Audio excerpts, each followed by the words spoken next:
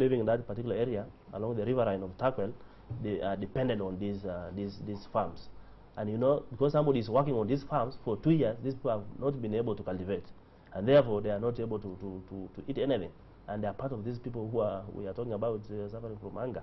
We went there, we took the media there, we tried to reach the contractor, though we were not able to reach the contractor. Immediately when I came here on Monday, I went to NIB, National Irrigation Board, to see the general manager who is actually in charge of the irrigation. One thing I was accusing him of lack of supervision, because the guy supervising all projects in Turkana stays in Nakuru. Yeah, they call regional manager or something. So he doesn't actually knows what is happening there. Yeah, and if he knows, maybe he has some relations with those contractors and is not able to take the necessary action, because these things are sound like for my own. I have tried to complain why this project has not been completed. So I told the general manager, if this project by end of this today, which is today, by end of this week, something will happen.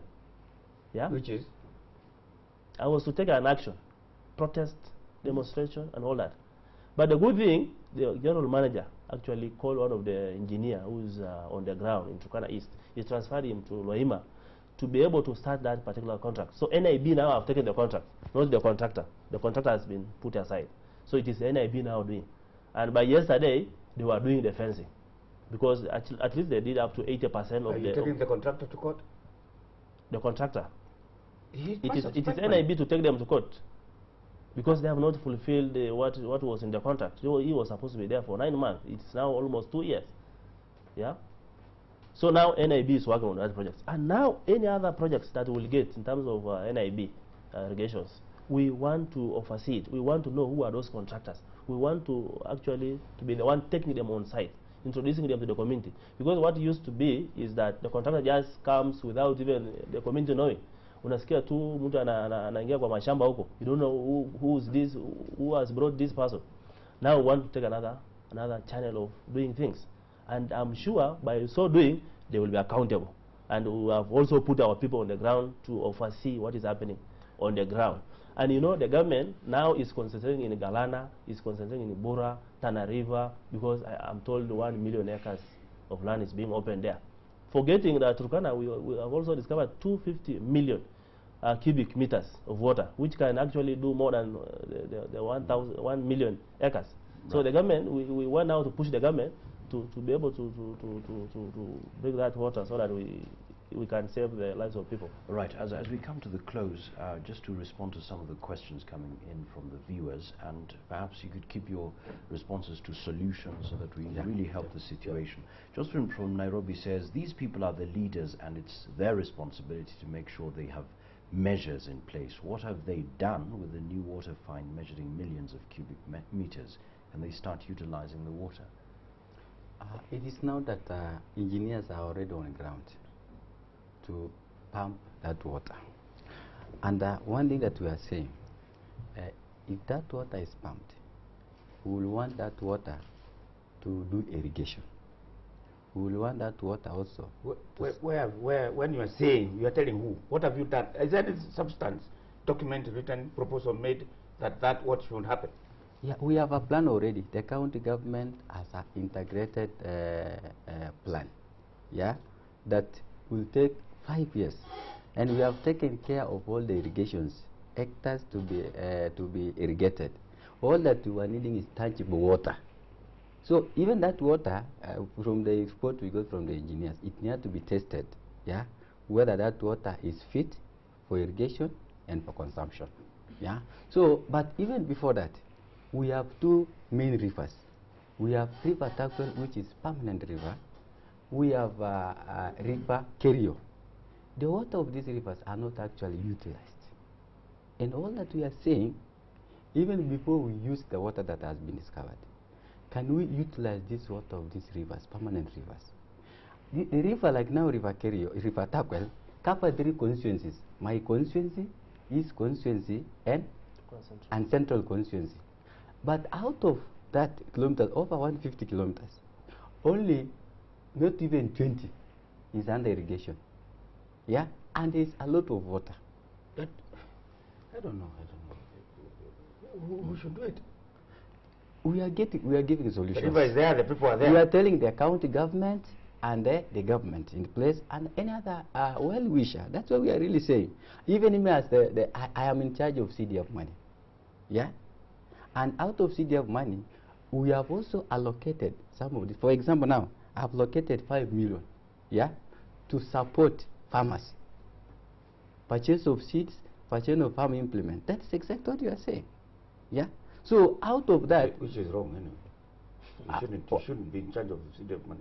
I'm not saying in charge. There is a committee, but I must. Does it mean if I'm not in charge, even my decisions cannot actually be heard? I think it's good to a member of parliament. Those members of parliament who have been misusing funds are gone. CDF funds. We are digital leaders, and we know Kenyans are now clever. Yeah, they want everything to be accounted. So even CDF funds is theirs. They have their own committee. They have the chairman. But I have to also to provide a decision as a leader. I should not be locked out. So one thing that you are saying, looking at how they spend it, then question them. Yes. Not you saying you use it this way. Yeah. But if I say they use it, I think if I tell them they use this way, we have to see the project, the intention, that you justify the project, whether it is good for the common good of the community, not who are saying. Yeah. So what you are saying that we need water, tangible water.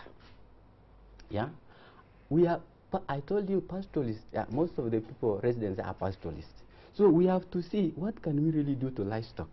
Because for a Turkana, the whole business that a Turkana knows is actually to rear for livestock.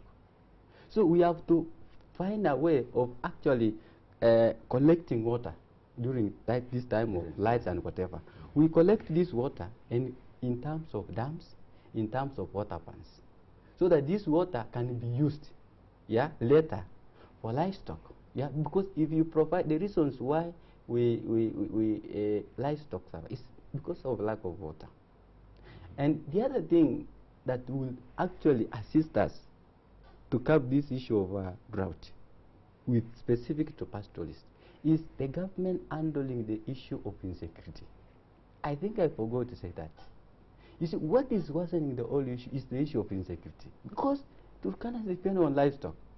If this rampant raids, every time someone is losing 1,000 goats, 100 camels, this person becomes vulnerable. And we realize most of the people who are suffering now are those who have been raided. So the moment you actually handle the issue of security in Turkana, you will have tackled almost 50. Yeah? You raid and you are raided. Surely, I don't raid.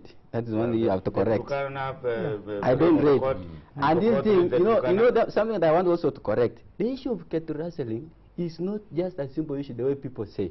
It is robbery with violence. Muteki now, you have ATM. You have ATM in your pocket. You have ATM in your pocket.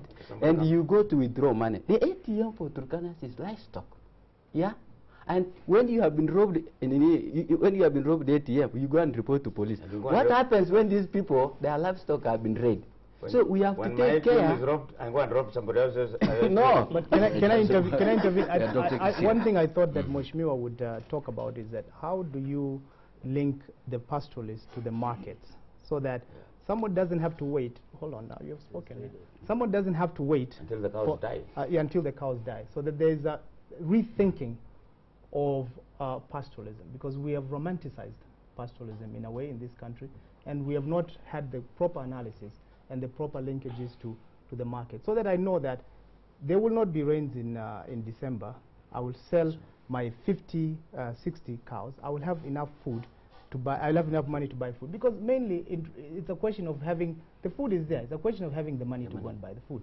So if we link up this to modern market, linkages, then that would be more useful. And that will take the leaders saying that to their people and being in the forefront of leading and saying this is the behavior change that needs to, because the shift in mindset is what is going to change behavior, and is what going to change the outcomes. Dominic, is that possible? Is that something that can be used as a It is possible. Solution? It is possible. It is possible what he's saying. For example, we have a plant that is a white elephant. That's called Lukchogyo Meat Processing. Lomidat. It was supposed actually to take care of livestock, but now it's not actually working. So this is Why is exactly it what not you're working? saying. It was built by Ambref, and then later Ambref handed it over to the government, but because it has no electricity, yeah.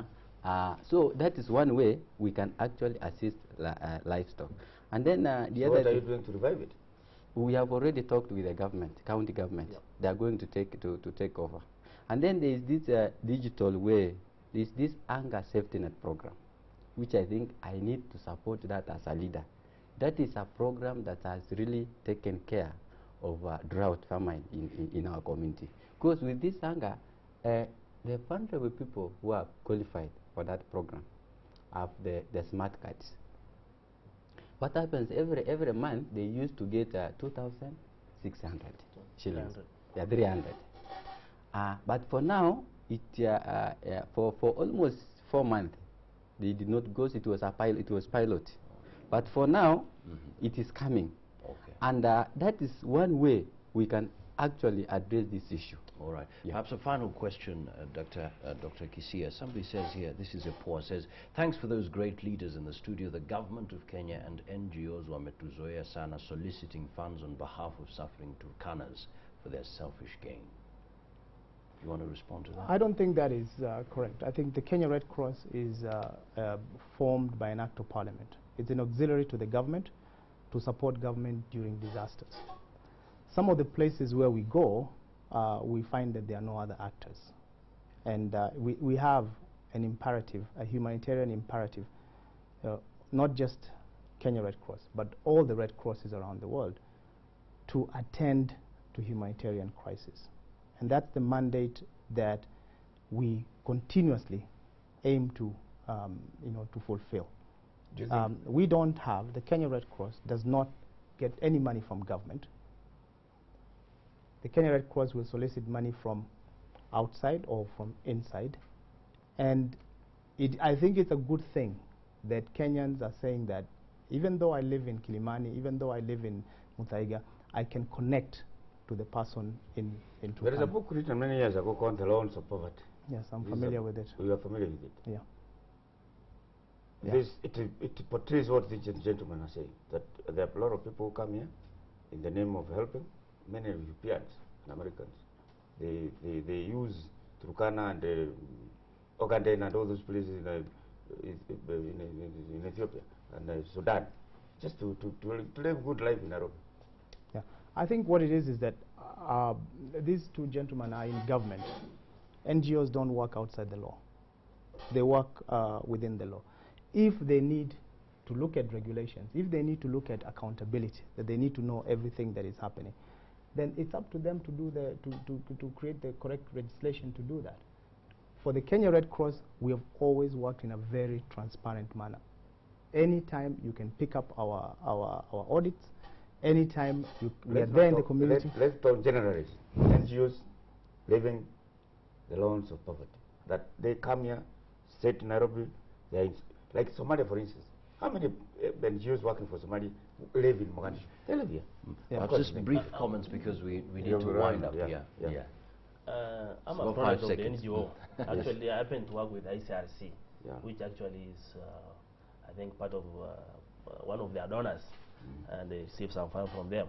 And worked also in other organizations. I've worked with UN, NGOs, and everywhere in the world.